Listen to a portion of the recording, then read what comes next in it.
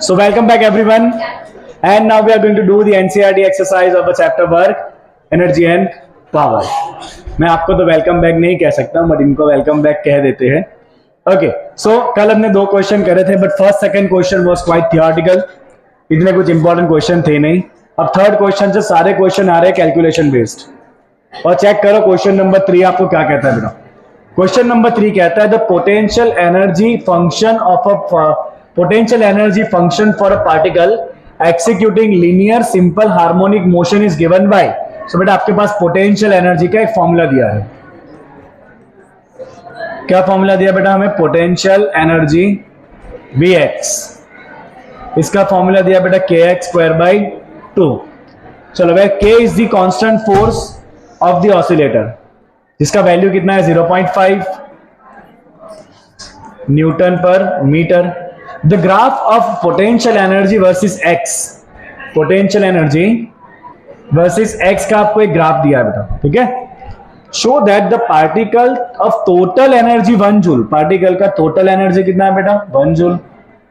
Total energy is equal to 1 joule. Moving under this potential must turn back when it reaches x equal to plus or minus 2. तो उसका कब वापस आ जाना पड़ेगा? जब x equal to plus और minus 2 तक जाएगा, वहां से उसका वापस रिटर्न आना पड़ेगा, ये आपको बताना है. राइट, तो हम क्या लिखेंगे बेटा? हम यहां पे लिखेंगे कि considering the forces are conservative. Considering the forces are conservative. Right, तो for conservative forces what we can write? We can write here total mechanical energy is constant. Total mechanical energy is constant. ठीक है बेटा. अब एक simple सी बात बताओ, जब particle extreme point की तरफ जाएगा, पार्टिकल जब एक्सट्रीम पॉइंट की तरफ जाएगा तो उसका पोटेंशियल एनर्जी बढ़ेगा कि घटेगा? चेक करो, पोटेंशियल एनर्जी क्या है? kx square by 2. तो जितना वो x का वैल्यू बढ़ेगा उतना पोटेंशियल एनर्जी क्या होगा? बढ़ेगा. पोटेंशियल एनर्जी अगर बढ़ेगा तो काइनेटिक एनर्जी घटेगा. तो जब वो एक्सट्रीम पॉइंट पे पहुंच जाएगा तो एक्सट्रीम पॉइंट के ऊपर पोटेंशियल एनर्जी कैसी हो जाएगी? मैक्सिमम. और काइनेटिक कैसी हो जाएगी? 0. काइनेटिक 0 हुई, उसका मतलब वहां से उसका वापस रिटर्न आना पड़ेगा. तो हम सिंपली क्या लिखेंगे बेटा? Total mechanical energy is constant. So we can write here hence at extreme point, hence at extreme points all energy is only potential. सारी एनर्जी कैसी है बेटा? पोटेंशियल है. एक्सट्रीम पॉइंट के ऊपर काइनेटिक एनर्जी क्या हो जाएगा? 0. एंड काइनेटिक एनर्जी क्या हो जाएगा एक्सट्रीम पॉइंट के ऊपर? 0. Kinetic energy is 0. तो मैं क्या लिखूंगा बेटा? Total energy is equal to potential energy. Total energy कितना दिया है आपको? 1 joule.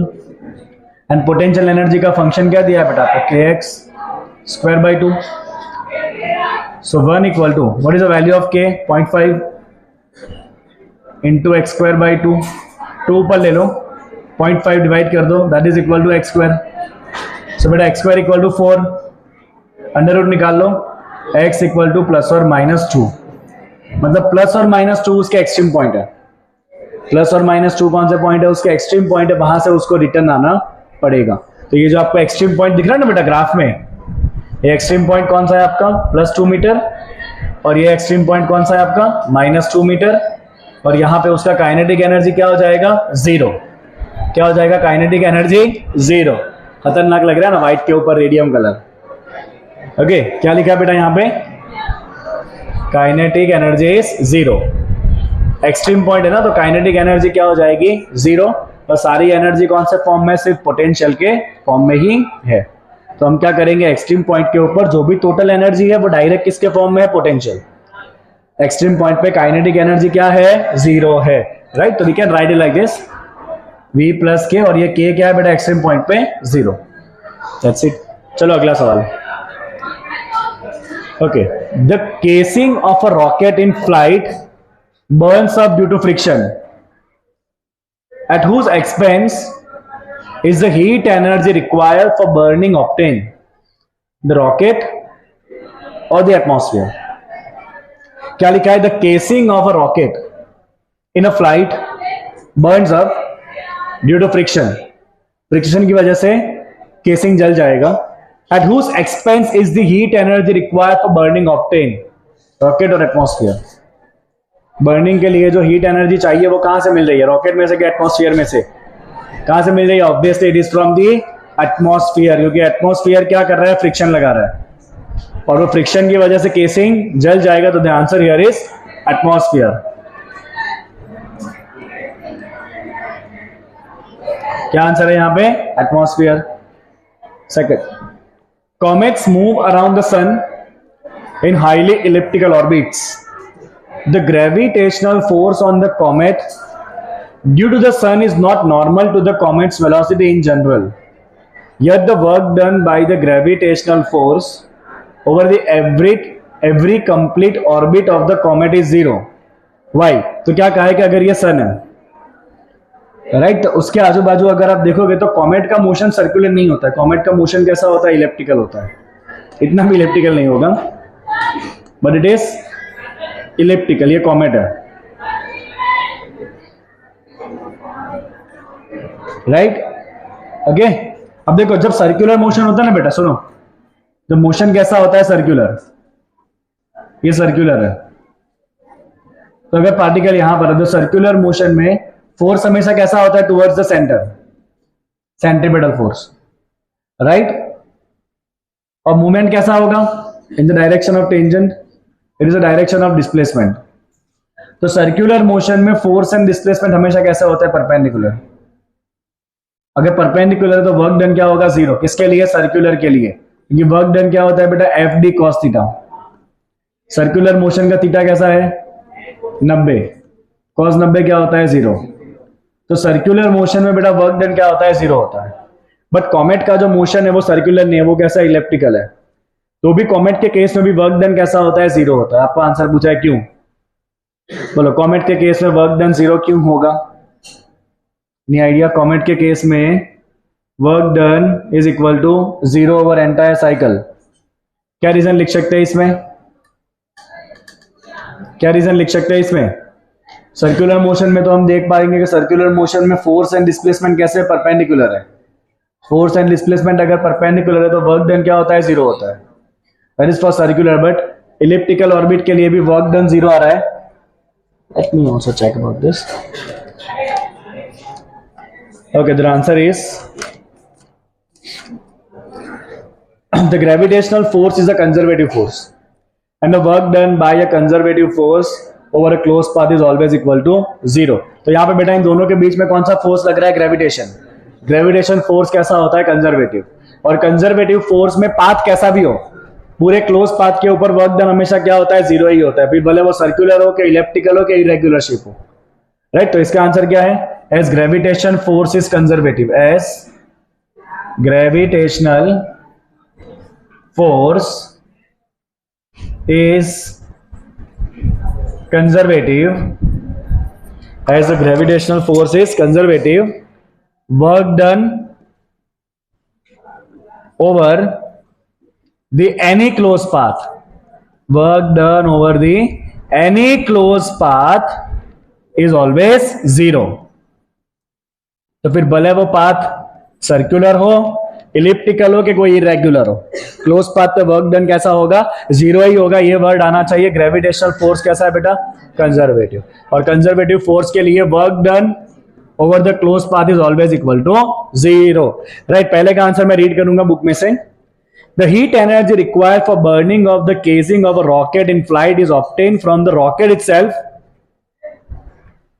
and not from the atmosphere. When the casing burns up, its mass will decrease and therefore the total energy of the rocket will decrease. मुझे इसमें भी confusion था, कोई नहीं, क्लियर करते इसको भी. So the answer here is energy is obtained from casing. Energy is obtained from casing itself. तो थियोरेटिकल क्वेश्चन में मुझे मजा ही नहीं आता है. Energy obtained from casing itself, क्योंकि जब केसिंग जलेगा तो केसिंग का जो मास होगा वही किसमें कन्वर्ट होगा, एनर्जी में कन्वर्ट होगा, right. So here the mass of casing burns will provide heat energy. Mass of the casing burn will provide the heat energy. चलो next, the artificial satellite, casing मतलब रॉकेट के covers, an artificial satellite orbiting the earth in a very thin atmosphere loses its energy gradually due to dissipation against atmospheric resistance, however small. Why then does its speed increases progressively as it comes closer and closer to the earth? देखो क्या कहा गया है, ऐसा कहा है artificial satellite orbiting the earth in a very thin atmosphere loses its energy gradually due to dissipation against the atmospheric resistance. अगर कोई भी सैटेलाइट एटमॉस्फेयर में घूम रहा है तो एटमॉस्फेयर से उसको क्या लगना है, रेजिस्टेंस लगना है, और रेजिस्टेंस की वजह से उसकी एनर्जी लॉस हो जाएगी। बट तो भी आपको क्या पूछा गया है, why then does it speed increases progressively as it comes closer and closer to the earth. तो सपोज ये अर्थ है, राइट, और एक सैटेलाइट घूमते घूमते अगर पास में आ रहा है, what do you think, it's speed will increase और decrease? Increase. Why increase? Energy तो लॉस हो जानी चाहिए, बट होगा क्या, जितना वो नीचे आएगा ना उतना ग्रेविटी कम होता जाएगा, ग्रेविटी पोटेंशियल एनर्जी कम होता जाएगा, बिकॉज पोटेंशियल एनर्जी क्या होता है, mgh। पोटेंशियल एनर्जी क्या होता है, mgh। तो जितना हाइट उसका कम होता जाएगा उतना पोटेंशियल एनर्जी कम होगा। अगर पोटेंशियल कम होगा तो कौन बढ़ेगा, काइनेटिक, क्योंकि ग्रेविटेशन फोर्स कैसा है, कंजर्वेटिव, मतलब टोटल एनर्जी तो कैसा रहना है, कांस्टेंट। तो अगर ग्रेविटेशन पोटेंशियल एनर्जी डिक्रीज होगा तो ऑब्वियसली काइनेटिक एनर्जी इंक्रीज होगा, and that is why speed will increase. So we write here as gravitational force is conservative, as gravitational force is conservative, total energy remains constant. That's right. Total energy remains constant. Right. So we write here, when satellite come closer to the earth, its potential energy decrease, hence kinetic energy will increase, and that is why speed also increase, speed also increase। समझ गए? तो जब satellite नीचे आएगा, height कम हुई, height कम हुई तो potential energy कम हुई, पोटेंशियल एनर्जी कम हुई तो अपने आप काइनेटिक एनर्जी बढ़ जाएगी, क्योंकि टोटल एनर्जी कैसा रहना है, कांस्टेंट रहना है। Next, okay, in the figure a man walks 2 metre carrying a mass of 15 kg on its hands, while in figure 6.13.2 he walks the same distance pulling the rope behind him। पुली लगा दिया उसने, the rope goes over a pulley and a mass of 15 kg hangs at its other end, in which of the case the work done is greater। कौन से case में work done ज्यादा होगा आपको बताना है, बोलो what do you think, in which case the work done is greater, first और सेकंड, यानी कैसे कौन से केस में वर्क डन ज्यादा होगा, फर्स्ट और सेकंड? फर्स्ट। तो भाई पहले वाले में फोर्स कौन सा लग रहा है बताओ, फोर्स कौन सा लग रहा है, बॉक्स के ऊपर, बॉक्स के ऊपर फोर्स कौन सा लगेगा, भाई ग्रेविटी लगेगा ना। ग्रेविटी का डायरेक्शन क्या है, वर्टिकली डाउनवर्ड। ये डिस्प्लेसमेंट कहां हो रहा है, हॉरिजॉन्टल, एंगल कितना है 90, तो वर्क डन क्या होगा 0। So we write here in case 1, इन मैं सीख आ जा रहा हूं आज, इन केस 1 बेटा, केस 1 में क्या हो रहा है, फोर्स एंड डिस्प्लेसमेंट दोनों कैसे एक दूसरे को परपेंडिकुलर, क्योंकि ग्रेविटी कहां लगना है, नीचे की तरफ, आपको बॉक्स ले कहां जाना है, ऐसे ले जाना है, तो डिस्प्लेसमेंट कहां है, हॉरिजॉन्टल, और फोर्स कहां पर है, डाउनवर्ड, राइट। तो वर्क डन कितना हो जाएगा 0, राइट। तो ग्रेविटी नीचे है तो आपको फोर्स कहां लगा के रखना पड़ेगा, ऊपर की तरफ, नहीं तो बॉक्स नीचे चला जाएगा ना, right. So your force is like this. ये कौन सा फोर्स है? ग्रेविटी। दिख रहा है आपको ये कलर? अंधे हो गया?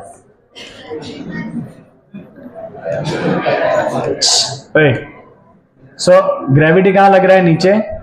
आपको उसको काउंटर कहां करना पड़ेगा? ऊपर की तरफ। तो फोर्स एंड डिस्प्लेसमेंट कैसे एक दूसरे को perpendicular, that means work done is equal to 0। Now what about second case? चलो बताओ सेकंड केस में क्या होगा? What do you think in second case? Second case में क्या होगा? सेम मतलब 0। चलो इधर यहां पे ध्यान से देखो, ये फोर्स कैसे दे रहा है? हॉरिजॉन्टल। आगे ना डिस्प्लेसमेंट भी कहां हो रहा है इसका? हॉरिजॉन्टल। नहीं, ओवरऑल ये तो कहां डिस्प्लेस हो रहा है? इसी तरफ हो रहा है ना, ये इस तरफ डिस्प्लेस हो रहा है ना। चलो इसका mg कहां लगेगा? नीचे। कितना लगेगा? 15 इंटू जी। कितना चलना है उसको दिया है क्या? 2 मीटर चलना है इसको। कितना चलना है इसको? 2 मीटर। सो अभी सेकंड केस में आंसर क्या लिखेंगे बेटा? सेकंड केस में आंसर लिखेंगे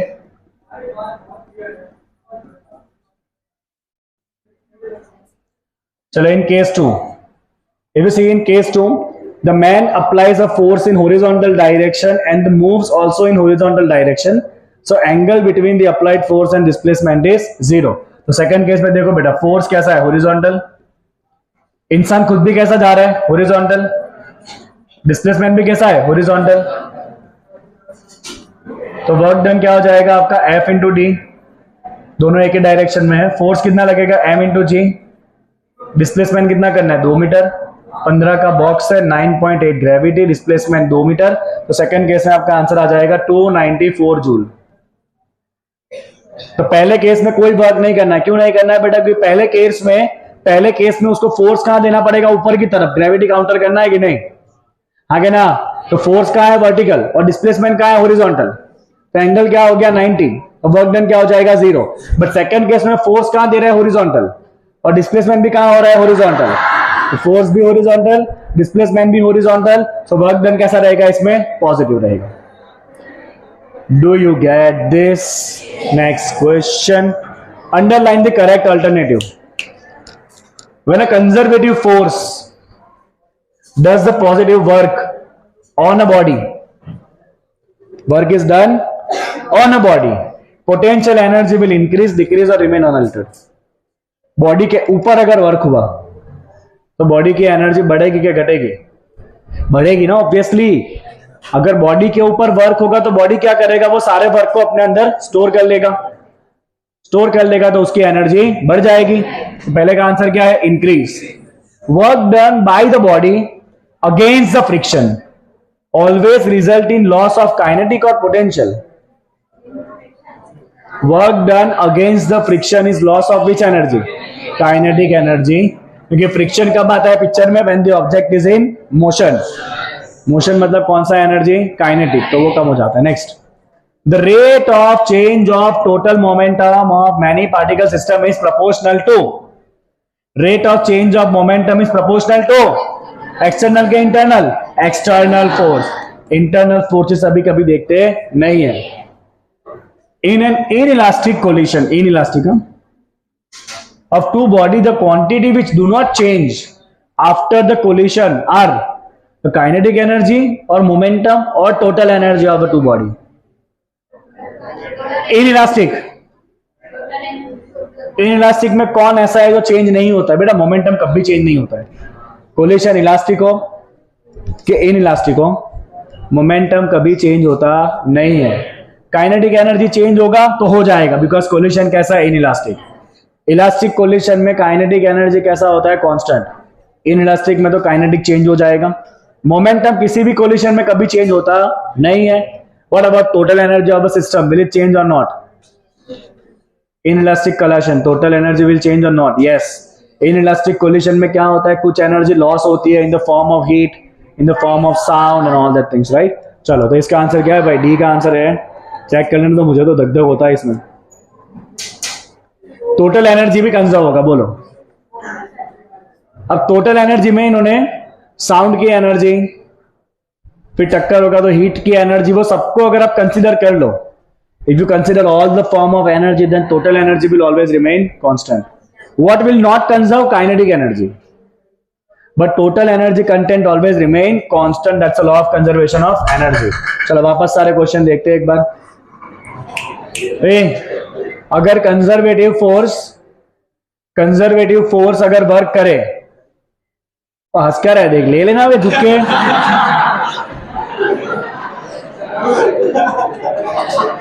ऐसे ऐसे देख रहे आराम से.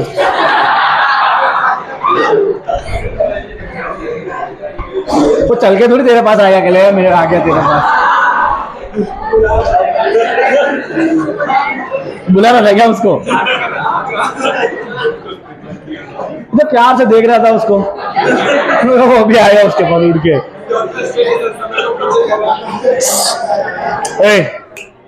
चल जाने यहाँ पे. Attention everyone. सो बेटा फोर्स अगर कंजर्वेटिव है और कंजर्वेटिव फोर्स अगर बॉडी के ऊपर वर्क करेंगे तो बॉडी की एनर्जी बढ़ेगी. कौन सी एनर्जी बढ़ेगी? पोटेंशियल.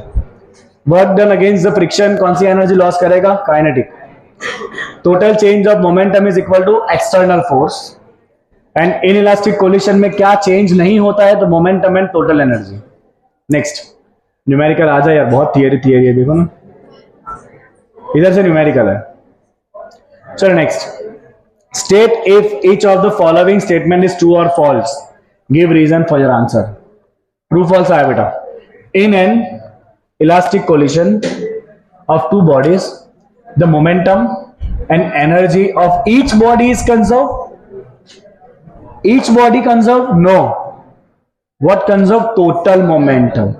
Individual body का तो momentum भी change होगा, इंडिविजुअल बॉडी का तो एनर्जी भी चेंज होगा. अगर कुछ चेंज नहीं होगा तो क्या? टोटल. राइट. तो पहला आंसर कैसा है? False. And you write here total momentum of system is conserved. Total momentum of system is conserved. Next.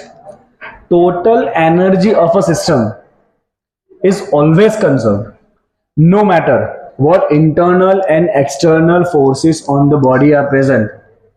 Total energy of system is always conserved. Is it right or wrong? Yes. From the law of conservation of energy, total energy is always conserved. Next. Work done in the motion of body over a closed loop is zero. Work done is zero over a closed loop for every force? No. Close loop पे किसका work done zero होता है? Conservative forces का. हर एक forces का work done zero होता नहीं है. तो this statement is false. And you write here close loop के ऊपर वर्क डन, क्लोज लूप के ऊपर वर्क डन जीरो किसके लिए होता है? Only for which forces? Conservative. Next. In an inelastic collision the final kinetic energy is always less than initial kinetic energy of a system. बोलो. Inelastic collision में final kinetic energy is always less? Yes, because in inelastic collision energy will loss. Inelastic collision में क्या होता है? Energy loss हो जाता है. Loss हो जाता है इसका मतलब final kinetic energy always less than initial kinetic energy. तो इसका आंसर है true. Okay, next. What? B वाला false है. Total energy of a system is always conserved no matter what internal and external forces on the body are present.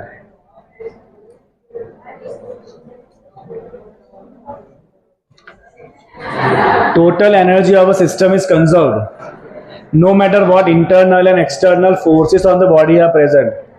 तो इन्होंने इस context में लिखा है, इन्होंने इस कॉन्टेक्स्ट में आंसर लिखा है. देखो अगर आप कंजर्वेशन ऑफ एनर्जी से देखो तो total energy is always conserve. Right. क्योंकि अगर कोई फोर्स लगा रहा है तो वो अपनी एनर्जी यूज कर रहा है. अगर कोई फोर्स लगा रहा है तो वो क्या कर रहा है? अपनी एनर्जी यूज कर रहा है ना. तो total energy should be constant. But इन्होंने आंसर ऐसा दिया है कि सिस्टम के अंदर हम उस एजेंट को यूज नहीं करेंगे जो फोर्स लगा रहा है, उसको इग्नोर करेंगे. जो फोर्स लगा रहा है कंसीडर वो सिस्टम का पार्ट नहीं है. राइट. तो जब फोर्स लगेगा बाहर से तो एनर्जी चेंज हो जाएगा. But if you think in a broader context, overall energy of the universe that will never change. क्योंकि जो फोर्स लगा रहा है वो अपनी एनर्जी तो यूज कर रहा है, तभी जाके तो एनर्जी चेंज होगा कुछ ना कुछ. तो टोटल एनर्जी चेंज होता नहीं है. बट अभी आपको टेक्स्ट बुक कॉन्टेक्स्ट में आंसर लिखना, तो we write false. And the reason we write here as external force are acting, as external forces are acting, work is done and total energy will change. Work is done and total energy will change. Okay, next. Answer carefully with reasons. ऐसे ही question आते जा रहे हैं, numerical आई नहीं है। DB false है, ऐसा मत करो तुम मेरे साथ। डी ट्रू है, इसमें ट्रू है, चलो बराबर है डी। हर बार से गलत होता हूं मैं। नेक्स्ट, डी सही है बेटा। इन इलास्टिक कोलिशन अगर होगा तो टक्कर से कुछ ना कुछ एनर्जी लॉस हो जाएगी इन the form of heat, in the form of sound, right. तो एनर्जी अगर लॉस हो जाएगी तो total energy is always less than kinetic energy. बढ़ेगा कैसे, कहां से आएगा एनर्जी?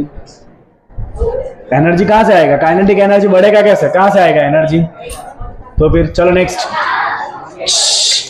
बेटा। Next, in an inelastic collision of two billiard balls, is the total kinetic energy conserved during the short time of collision of the ball?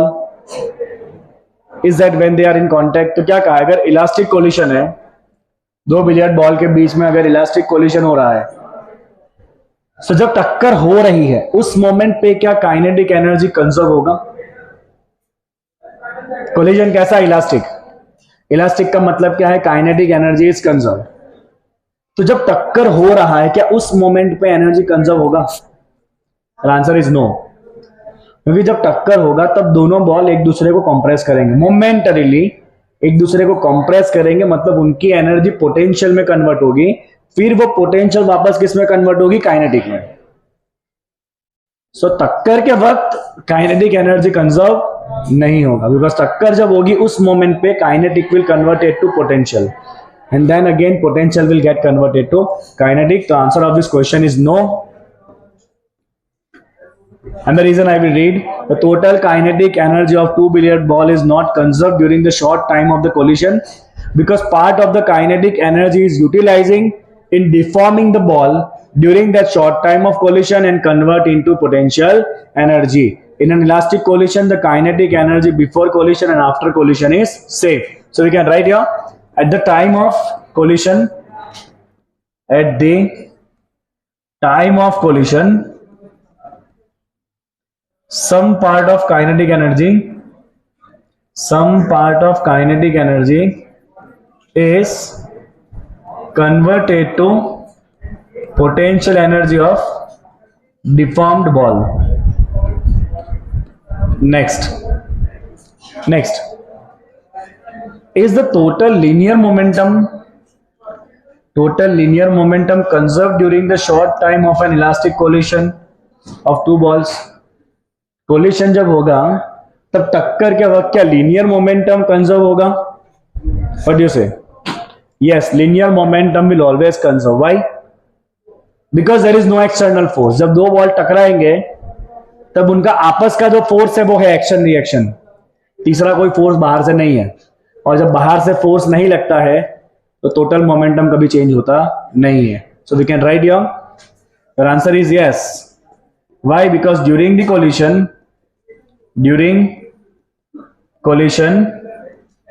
there is no external force. No external force is acting. As no external force is acting, we can write here total momentum always constant. Total momentum is always constant. बेटा ऐसे कोई भी question पूछे जा सकते हैं exam में, आपको एक दो बार पढ़ के जाना है ऐसे क्वेश्चंस को भी। Next, what are the answer of A and B if the collision is inelastic? बेटा अगर इनइलास्टिक कोलिशन होगा तो काइनेटिक एनर्जी तो कंजर्व होना ही नहीं, पहली बात। अगर इनइलास्टिक कोलिशन होगा तो काइनेटिक एनर्जी तो कंजर्व होना ही नहीं है, क्योंकि वहां तो एनर्जी लॉस हो जाएगा इन the form of heat and sound and other forms. अगर इनइलास्टिक कोलिशन है तो भी मोमेंटम चेंज नहीं होने वाला, क्योंकि मोमेंटम किस पे डिपेंड करता है? एक्सटर्नल फोर्स पे।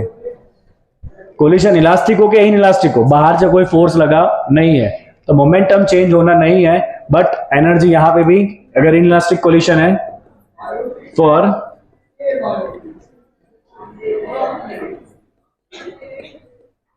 इनइलास्टिक कोलिशन, पहले का आंसर लिखेंगे बेटा, ए का आंसर लिखेंगे energy will not conserve, energy will not conserve, क्यों?